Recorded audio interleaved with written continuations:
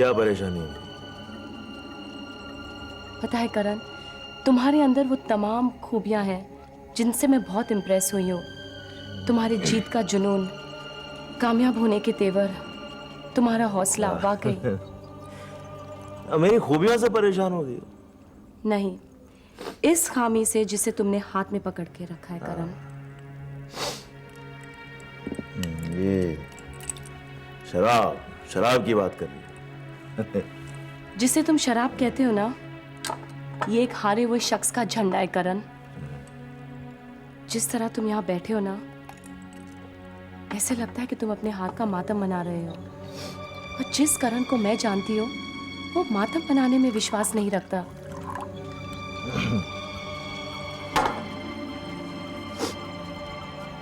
जिस करण को तुम जानती हो रक्षिता, वो आज मातम मना रहा है। वो आज जिंदगी से हार के आया है रक्षिता। करण, मैं एक ही बात जानती हूँ कि शराब सिर्फ एक बहाना है। आज ऐसा हादसा हुआ है रक्षिता, जो मेरा सुख चैन पी गया एकदम बिना सोडा पानी के, नीट।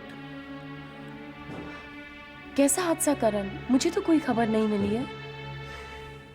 ये हादसा इस शख्स की जाती जिंदगी में हुआ है। खून बह रहा है लेकिन चोट नहीं दिखती है। दर्द हो रहा है लेकिन चोट कहाँ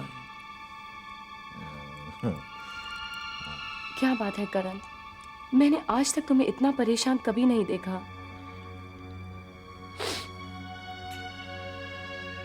आज आज मैं उस आदमी से मिलकर आ रहा हूं रक्षिता, जिसकी वजह से मैं पैदा हुआ हूं, कुंवर रणधीर सिंह। यानी तुम अपने फादर से मिलकर आए? रिश्ते की तख्ती मत टांगो उस आदमी के साथ। कोई रिश्ता नहीं है मेरा उसके साथ। पैदा होते ही वो आदमी मुझे छोड़ के भाग गया था। सॉरी। आज मां से मिलने गया तो पता चला कि वो उसी अस्पताल में बेहोश पड़ा है। ये तुम्हारी उनसे पहली मुलाकात थी ना? और आखिरी। प्लीज करण, ऐसी गलत बातें मत करो। अरे तो क्या करूं मैं? पांव छू लूं उस आदमी के, सीने से लगा लूं, बाप बना लूं उसे? कम से कम एक बार उनके मुंह से उनकी सफाई तो सुन लो।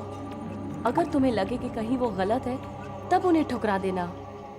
लेकिन अगर तुम्हें लगे कि वो सही है, तो फिर उन्हें सीने से लगा लेना करण। क्या सही है? क्या मजबूरी थी उनकी? क्या मजबूरी हो सकती है कि वो जिंदगी के 25 साल भागते फिरते, 25 साल तक मैं लावारिस रहता हूं? नहीं करण, ऐसी बातें मत करो। तुम्हें मेरी कसम है, एक बार उनसे मिल तो लो, चाहे तुम्हारी पहली मुलाकात हो या आखिरी। न जाने मेरा दिल क्यों कहता है। गलत कहता है तुम्हारा दिल। उस आदमी को मैं कभी नहीं अपनाऊंगा। आया। सलाम मेम साहब। साहब जी, मेरे को बचा लीजिए वरना वो लोग मेरे को जान से मार डालेंगे साहब जी। हरामी पहले चालाकी करता है, नहीं साहब, उसके बाद हाथ जोड़ना आता। नहीं साहब, मर रहा है इसलिए हाथ जोड़ना है। Stop it! मौत आ जाए इसलिए होता है। नहीं साहब जी, नहीं। हैं? मरा जा रहा है तुम्हारे बिना? नहीं वो लोग मेरे मैं कहती हूँ ठहर जाओ। किसी और का गुस्सा इस पर क्यों निकाल रहे हो तुम? सॉरी शंकर, ये किसी और बात को लेकर परेशान नहीं है। मेम साहब जी, नहीं नहीं, ये मेरे साहब जी है, मेरे को और भी मारेंगे ना तो मैं शिकायत थोड़ी करूंगा, लेकिन वो लोग मेरे को जान से। तुम यहीं ठहरो, मैं तुम्हारे लिए पानी लेकर आती हूँ। साहब जी रुक क्यों गए? और मारिए ना। अरे मरना तो है एक दिन साहब जी, भूख से नहीं मरूंगा तो वो लेनिन मेरे को मार डालेगा साहब जी। लेनिन? हाँ साहब जी, उसको मालूम पड़ गया है कि वो एयर होस्टेस संध्या राय की खबर मैं आपको लाके दी थी और मेरे पीछे हाथ धोकर पड़ गया है साहब जी। एक तो देखिए ना, इधर मेरे पास नौकरी नहीं है, मैं भाग के जाऊं तो कहाँ जाऊं? मेरे को बचा लीजिए। लेनिन कुछ नहीं बिगाड़ेगा तुम्हारा, इसकी मैं गारंटी देता हूँ। नौकरी वोकरी भूल जाओ। नहीं साहब जी, ऐसा नहीं है, प्लीज मेरे को रख दीजिए साहब जी। मेरे डोंट वरी शंकर, तुम्हारे लायक की नौकरी तुम्हें मल्होत्रा इंडस्ट्री में मिल ही जाएगी। ये लो पानी पी लो।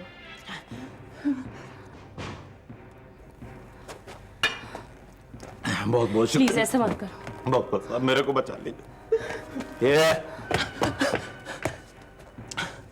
आइंदा चालाकी करने की कोशिश मत करना, वरना एक बार की माफी भी मेरे मिजाज में नहीं। नहीं ये तो नसीब है तेरा कि इनकी वजह से तू बच गया आज। साहब जी, मैं बिल्कुल कभी ऐसा नहीं करूंगा, मैं ध्यान जा, मेरे को बचा लीजिए। जाना।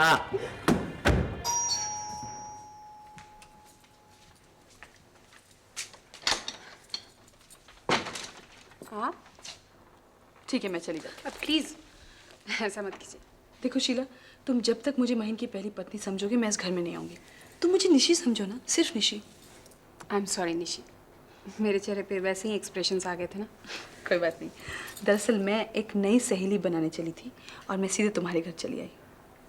Thank you. और मेरे लिए भी मेरी एक नई सहेली घर पे आई है। अब तुम अंदर भी आओगी या गाजे बाजे के साथ तुम्हारा स्वागत करना पड़ेगा? नहीं, नहीं। चलो बैठ।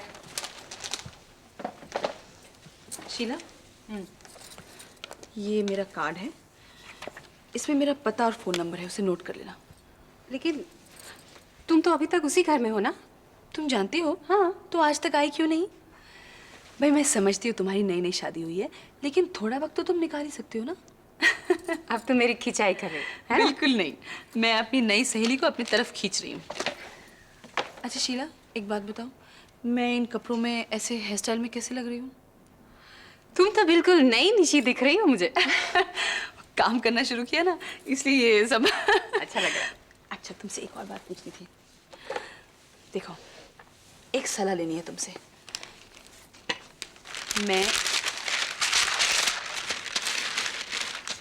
मैं अपने घर को रीडेकोरेट करने वाली हूँ। तुमसे पूछना था कि मेरा आइडिया अच्छा है कि नहीं। ये है ना, ये बेडरूम है। इस बेडरूम को मैं थोड़ा सा छोटा करने वाली हूँ और यहाँ पे जो एक्स्ट्रा स्पेस बचेगा ना, इसे एकदम ऑफिशियल ऑफिस लाइक कमरा बनाऊंगी। मतलब यहाँ पर क्लाइंट्स के साथ डिस्कशन और ऑफिशियल मीटिंग्स हो सकेंगे। अच्छा, अब ये ड्राइंग रूम है। इस ड्राइंग रूम के मैं 3 हिस्से करूँगी। इस हिस्से में एकदम फॉर्मल गेट टुगेदर्स या पार्टीज हो सकेंगे। ये जो हिस्सा है ना, ये किचन के साथ जुड़ा हुआ है, इसलिए इसे एक डाइनिंग स्पेस बना देंगे।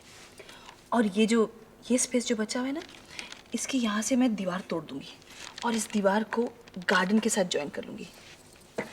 यहाँ पे एक छोटा सा वरांडा जैसा बन जाएगा। इस वरांडा में सुबह सुबह अखबार पढ़ा जा सकता है, शाम को चाय पिया जा सकता है और सबसे खूबसूरत और रोमांटिक बात पता है क्या है? बरसात के मौसम में जब हवा चलेगी तो हवा के साथ साथ बरसात की बौछारें भी पड़ेंगी इस पर। Good idea no? वंडरफुल। अच्छा, और यहाँ पे जो दीवारें हैं ना, इन दीवारों के सहारे मैं बहुत खूबसूरत बेल लगाऊंगी और खूबसूरत फूल लगेंगे। उन फूलों की महक से इस सारे घर में खुशबू फैल जाएगी। अरे मोस्ट इम्पोर्टेंट बात, ये जो सोफा है ना, इस सोफे पर बैठकर मैं अपनी सहेली के साथ चाय पिया करूंगी। जैसे कि मैं? नहीं, सॉरी, इस घर में तुम सहेली की हैसियत से नहीं आ सकती। क्यों? इस घर में तुम एक सास की हैसियत से आओगी, क्योंकि ये घर तुम्हारी एक बेटी का ससुराल होने वाला है। ये घर मैं रितु और सुनील को उनकी शादी के बाद गिफ्ट करने वाली हूँ। कैसा लगा आइडिया? लेकिन निशी, हम लोग रितु और सुनील को कोई दूसरा घर भी तो प्रेजेंट कर सकते हैं। तुम अपना घर क्यों छोड़ना चाहती हो? मैं अपना घर कहाँ छोड़ रही हूँ, किसी अपने को तो दे रही हूँ। निशी, मुझे लगता है कि तुम्हें महीन से डिस्कस कर लेना चाहिए पहले। बिल्कुल नहीं, वो तुम्हारे पति हैं। तुमको उनके साथ जो डिस्कशन करना है, सलाह मशवरा करना है, तुम करो, मुझे करने की कोई जरूरत नहीं। देखो निशी, महीन तुम्हारे लिए गैर नहीं है, तुम अब भी उसे महीन कहकर ही पुकारो। शीला, महीन अब मेरे लिए सिर्फ मेरी एक अच्छी सहेली का पति है और कुछ नहीं।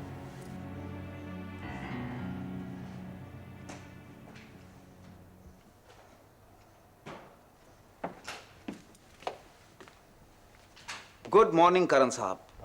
Bansal, good morning. साहब, या तो आप आजकल ज्योग्राफी भूल गए हैं या फिर आपके कोर्ट जाने का रास्ता अब मेरे घर से होके जाता है। बिकॉज आई बिलीव कि आपको कोर्ट जाने के लिए मेरे घर से उल्टी दिशा में जाना होता है, हा? करण साहब, मैं जब उल्टे पांव चलता हूं तो ज्यादा सीधा चलता हूं। और सीधे रास्तों पे तिरछे। खैर, करण साहब, मैं सुबह की रोशनी में आपको एक हथियार दिखाने लाया हूं जो आपके दुश्मनों के खिलाफ कामयाब सिद्ध होगा। क्या है? त्यागी ग्रुप का एक आदमी आपके रास्तों में उतार लिया है। त्यागी? हाँ, बस यूं समझ लीजिए कि त्यागी का दाहिना हाथ उखाड़ कर लाया हूं। आप उससे हाथ मिलाकर जैसा इस्तेमाल करना चाहते हैं कीजिए। डोनाल्ड, करण साहब ये मेरा क्लाइंट है, ये मर्डर चार्ज में फंसा हुआ है। इसने जब बताया कि ये त्यागी का आदमी है तो मैं दुखी हो गया। हालांकि मैं इसे मर्डर चार्ज से बचा लूंगा, लेकिन उसके बाद जो आफत आने वाली है उसके बारे में करण साहब इसके आगे बताने की मेरी हिम्मत ही नहीं है, इसीलिए मैं आपके पास आया हूं। डोनाल्ड, जो आदमी जरूरत से ज्यादा करीब हो और जब वो धोखा दे तो वो हमारी आंखों को दिखता नहीं है। आप आखिर बात किसकी कर रहे हैं? त्यागी की बात कर रहे हैं डॉन। पहले तो ये बात मेरी समझ में नहीं आई थी, लेकिन बाद में पता चला कि बात सच्ची है। डॉन, मुझे तुम्हें ये बताते हुए बहुत अफसोस हो रहा है कि त्यागी ने फैसले के खिलाफ पुलिस का मुखबिर बनने की सोची ताकि वो बच जाए और उसके सारे गुनाहों की सजा तुम लोग। क्या? मुझे यकीन नहीं हो रहा है। मुझे भी यकीन नहीं हो रहा था। मैं भी ये सोच रहा था कि त्यागी क्या कर रहा है, ये भैया ऐसा करेंगे। लेकिन डोनाल्ड, जो आदमी मोहब्बत के नशे में फंस जाए वो ऊपर वाले के भी बस में नहीं रहता। और त्यागी आजकल मोहब्बत के नशे में इस कदर जकड़ा हुआ है कि उसकी आग की झोंक में तुम लोग सारे जला दिए जाओगे।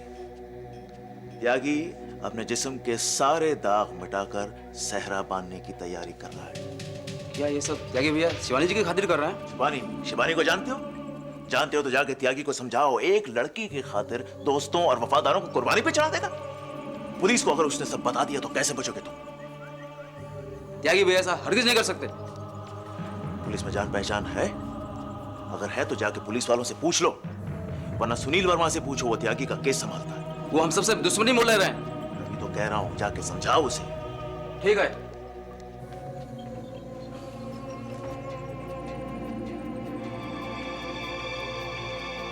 करण साहब, divide and rule. Bansal, Bansal.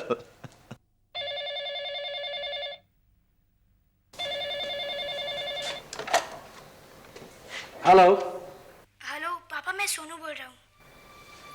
शुक्र है तुझे याद तो है कि तेरा एक बदनसीब बाप भी है बेटा। पापा ऐसे क्यों बोल रहे हैं? मेरी क्यों का तो आज तक किसी ने जवाब दिया नहीं बेटा, लेकिन लगता है कि मैंने तो ठेका लिया हुआ है दुनिया की हर क्यों का जवाब देने का। प्लीज पापा ऐसे मत बोलिए। नहीं बोलता बेटा, वरना पता चलेगा कि ये तेरे पापा को तेरा आखिरी फोन था। तू तो जानता है ना, तेरे बाप को बात करने का सलीका ही नहीं है। तेरी माँ ने तो ये बात तुझे कई 100 बार बताई होगी और तेरी नानी ने कई 1000 बार। चल जाने दे। ये बता तू कैसा है बेटा? पापा मैं बिल्कुल ठीक हूँ। अच्छा पापा, हमारी छुट्टियों में हमारे स्कूल से एक ट्रिप जा रही है शिमला। मैं भी जाऊँ? आपकी परमिशन चाहिए थी। बेटा तू तो बहुत सियाना हो गया है। सारी तैयारी करके, सारा सामान पैक करके अब तू अपने पापा को फोन कर रहा है कि तू शिमला जा सकता है। ये तो वही बात हुई बेटा कि तू कोई फिल्म देखने जाए और इंटरवल के वक्त उठकर घर फोन करके पूछे कि पापा मैं ये पिक्चर देख सकता हूँ। पापा आपकी परमिशन के बगैर मैं कैसे तैयारी करूँ? क्यों बेटा, क्या तेरी मम्मी ने प्रिंसिपल साहब से बात करके तुझे परमिशन दे नहीं दी है शिमला जाने की? तुझे तो सारी परमिशन मिल चुकी है ना, अब किस बात की परमिशन मांग रहा है बेटा तू? पापा अगर आप परमिशन नहीं देना चाहते या मेरे जाने से आप नाराज हो जाएंगे तो आप कह दीजिए, मैं नहीं जाता। बेटा मैं तो सोचता हूं कि मैंने नाराज होने का हक ही खो दिया है। मैं सोच रहा था कि तू अपनी छुट्टियों का बेताबी से इंतजार कर रहा होगा कि कब तेरी छुट्टियां शुरू हों और तू आकर अपने पापा के सीने से लिपट जाए।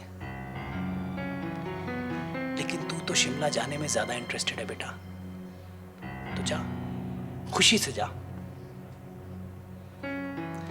मैंने तो सोच लिया है कि मैं अब किसी पे कोई उम्मीद नहीं रखूंगा। पापा ऐसी बात नहीं है। बेटा तू बड़ा जरूर हो गया है, लेकिन इतना बड़ा नहीं हुआ कि अपने पापा को घुमा सके। ये बात दूसरी बार हुई है बेटा। पहले जब मैं तुझे हॉस्टल से हमेशा के लिए घर लाना चाहता था ना, तो तूने मेरे मुंह पर इनकार कर दिया था, और अब तो तू अपने पापा के साथ छुट्टियां मनाने के लिए भी इनकार कर रहा है बेटा। पापा शिमला जाने से पहले 1 हफ्ते के लिए मैं आपके पास आकर रह लूंगा। बेटा तेरे पापा को एतबार था तो सिर्फ तेरे वादों पर, लेकिन अब तो वो भी मिट चुका है। दुनिया के हर वादे से मेरा एतबार तो उठ गया। पापा आप इस बार देखिए, मैं जरूर आऊंगा। चल, बैठा है तेरा पापा यहां, तेरे वादे का झुनझुना लेकर। बजाता रहूंगा उसे जब तक तू नहीं आता। तेरा बाप तो तेरा इंतजार करेगा बेटा, इंतजार करेगा तेरा बाप।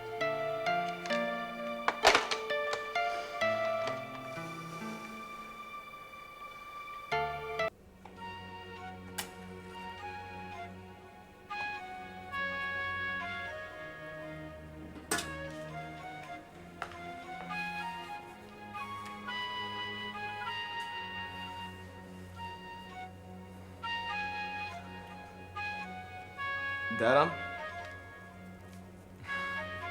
मालिक, ओ भाग्य हमारे मालिक। क्या कर रहे हो तुम? क्या कर रहे हो? देखो, इस तरह मेरे पैरों में बेड़ियां मत डालो।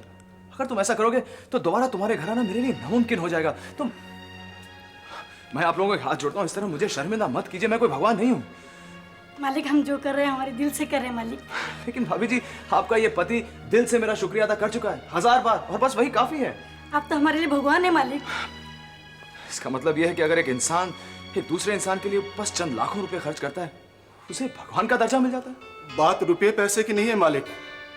लाख रुपए वाले तो बहुत से लोग होते हैं, पर किसी हम जैसे मजबूर पर खर्च करने वाला आप जैसा इक्का दुक्का ही होता है मालिक।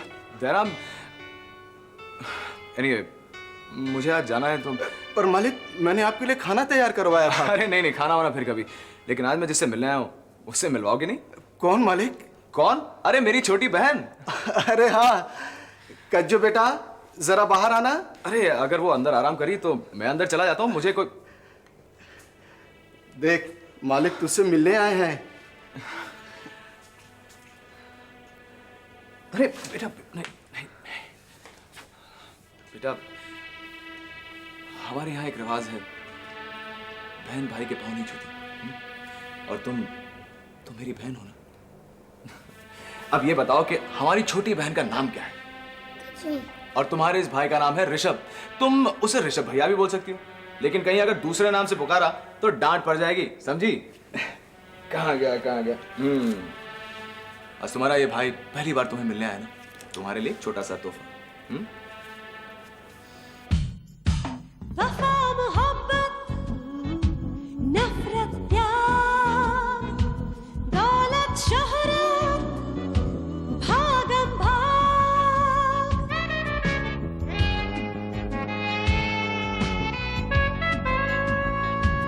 अंधा कुआं जहरीले नाग अपना सुर बेगाना राग एक हाथ में तस्बीह माला